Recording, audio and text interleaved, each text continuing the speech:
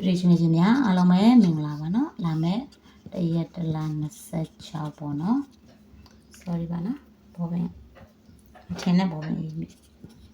24ချိန်အတွက်နော်ဒီကနေ့ကတော့ key site လေးပေါ့နော် key site လေးကိုရှာတွေ့ထားတယ်ဒါလေးကိုတွက်ပြပေးလိုက်မယ်နော်ဒီမှာ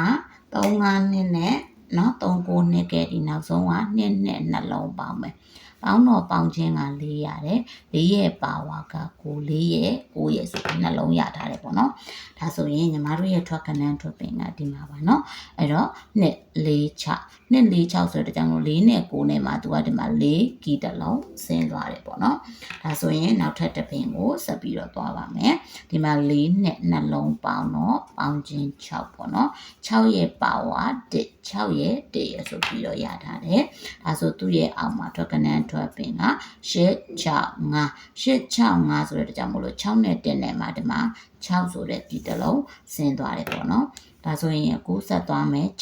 66နှလုံးပေါင်းတော့ပေါင်းခြင်းနဲ့2ရဲ့ပါဝါ9 2ရဲ့ခွန်ရဲ့ဆိုပြီးရထားတယ်ပေါ့နော်ဒါဆိုရင်ထွက်ကနန်းကဒီမှာ9ခွန်8ဆိုတဲ့ကြောင့်မို့2နဲ့ခွန်နဲ့မှာဒီမှာ9ကီတစ်လုံး